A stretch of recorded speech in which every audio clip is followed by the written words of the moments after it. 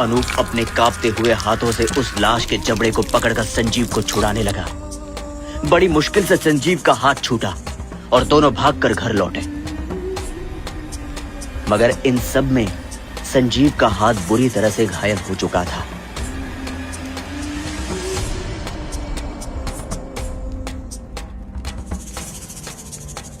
संजीव उस रात चैन की नींद नहीं सो पाया, क्योंकि उस हादसे ने किसी बुरे सपने की तरह उसे रात भर जगाए रखा।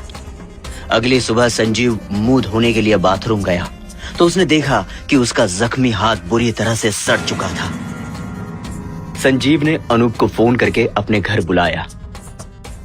मैंने तुम्हें पहले से ही कहा था कि ये सब नहीं करते हैं, पर तुमने मेरी बात ही नहीं मानी। अब देखो क्या हो गया। और तुम्हारा हाथ ये कोई मामूली जख्म नहीं है। मुझे बहुत डर लग रहा है। सुनो, देखो मुझे ये सब पता है, पर अब मैं करूं क्या, तुम ही बताओ। संजीव अनूप से बात कर रहा था, तभी अचानक से संजीव का नाखून अनूप के हाथ में चुभ गया। अनूप दर्द से चिल्ला उठा। संजीव ने उससे माफी मांगते हुए कहा, तुम जाओ अनूप, मुझे भगवान अपनी गलतियों की सजा दे रहा है।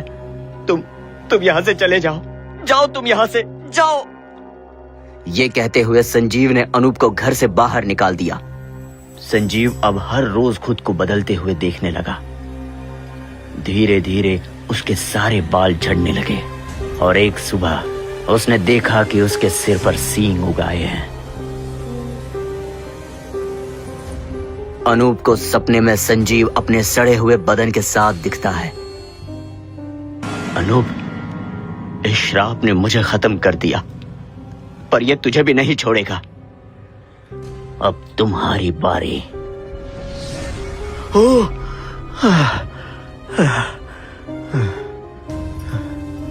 शुक्र है कि यह सिर्फ सपना था। ये कहते हुए उसने अपना हाथ देखा जहां संजीव का नाखून लगा था। वो जगह भी अब संजीव के हाथ की तरह ही सड़ चुकी थी। अनूप अपने हाथ को देखकर जोर से चीख पड़ा। इससे पहले वो कुछ समझ पाता, उसे एक कॉल आया। हेलो, कौन? क्या संजीव नहीं रहा?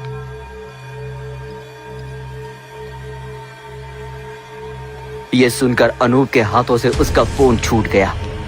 अनूप को अपनी हर गलती याद आ रही थी, पर उसके पास अफसोस करने के अलावा और कोई चारा ही नहीं था। अनूप अपना सिर पकड़कर रोता रहा।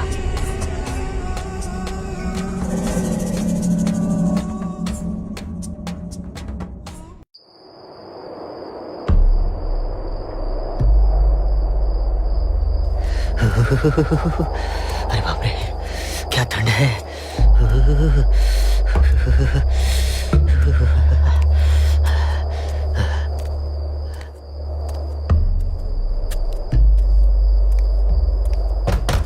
पिताजी,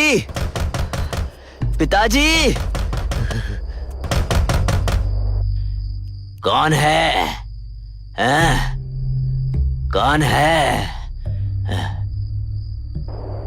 पिताजी मैं हूं, दरवाजा खोलिए। पिताजी। मुकेश, तू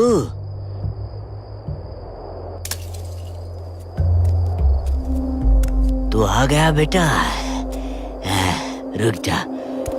जी पिताजी, मैं आ गया हूँ। दरवाजा खोलिए, बाहर बहुत ठंड है।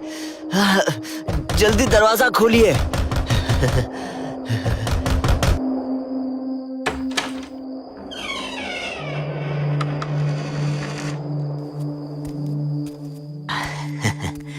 अंदर आ जा, तेरे लिए गरम खाना बना रहा था। आजा, बैठ। क्या हुआ आज शमशान में? क्या होना है पिताजी, हर रोज की तरह लाश आए, उन्हें जलाया गया। मैंने उन लोगों की मदद की और बदले में 1000 रुपए मुझे मिल गए, बस। चल कोई बात नहीं, घर के पास शमशान होने का एक फायदा तो होता ही है, हमें काम मिल जाता है। कहाँ पिताजी, इस काम से तो मैं तंग आ गया हूं। आपको पता है, हर कोई मिलता है तो मुझसे एक ही सवाल पूछता है, लाजपत जी ठीक है ना? सब आप ही के बारे में पूछते हैं मुझसे।